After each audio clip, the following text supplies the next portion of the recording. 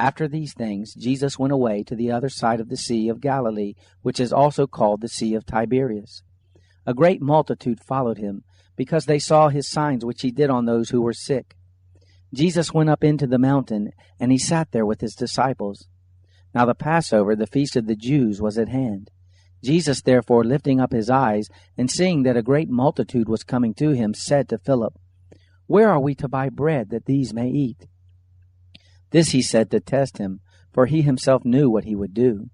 Philip answered him, 200 denarii worth of bread is not sufficient for them, that every one of them may receive a little.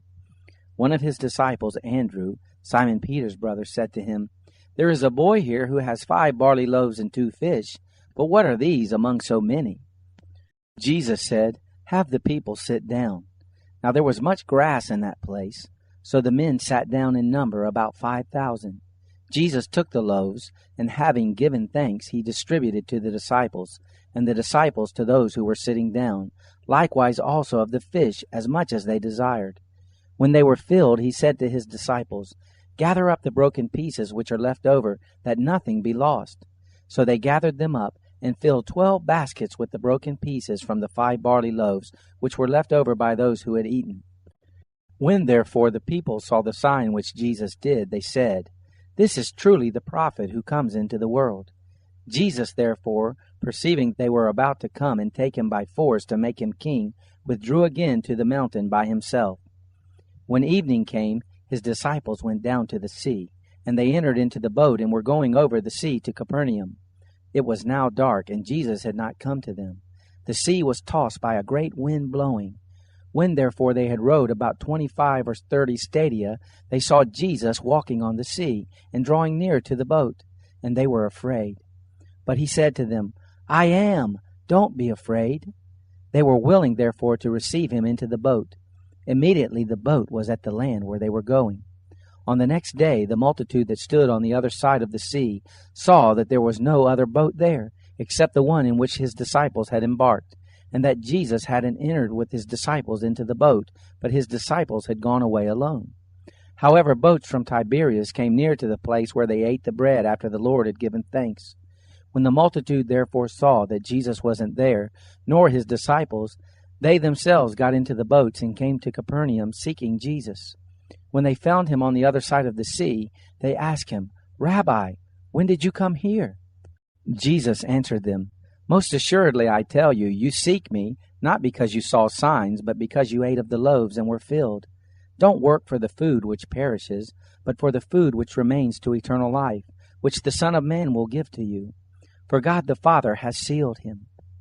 They said therefore to him, "What must we do that we may work the works of God?" Jesus answered them, "This is the work of God, that you believe in him whom he has sent." They said therefore to him, "What then do you do for a sign that we may see and believe you? What work do you do? Our fathers ate the manna in the wilderness, as it is written, He gave them bread out of heaven to eat." Jesus therefore said to them, "Most assuredly I tell you, it wasn't Moses who gave you the bread out of heaven, but my Father gives you the true bread out of heaven. For the bread of God is that which comes down out of heaven and gives life to the world." They said therefore to him, "Lord, always give us this bread." Jesus said to them, "I am the bread of life. He who comes to me will not be hungry, and he who believes in me will never be thirsty. But I told you that you have seen me, and yet you don't believe. All those who the Father gives me will come to me. Him who comes to me I will in no way throw out. For I have come down from heaven, not to do my own will, but the will of him who sent me. This is the will of my Father who sent me, that of all he has given to me I should lose nothing, but should raise him up at the last day. This is the will of the one who sent me, that everyone who sees the Son and believes in him should have eternal life, and I will raise him up at the last day." The Jews therefore murmured concerning him, because he said, "I am the bread which came down out of heaven." They said, "Isn't this Jesus, the son of Joseph, whose father and mother we know? How then does he say, 'I have come down out of heaven'?" Therefore Jesus answered them, "Don't murmur among yourselves. No one can come to me unless the Father who sent me draws him, and I will raise him up in the last day. It is written in the prophets, they will all be taught by God." Therefore everyone who hears from the Father and has learned comes to me. Not that anyone has seen the Father, except he who is from God. He has seen the Father. Most assuredly I tell you, he who believes in me has eternal life. I am the bread of life. Your fathers ate the manna in the wilderness, and they died. This is the bread which comes down out of heaven, that anyone may eat of it and not die. I am the living bread which came down out of heaven. If anyone eats of this bread, he will live forever. Yes, the bread which I will give for the life of the world is my flesh.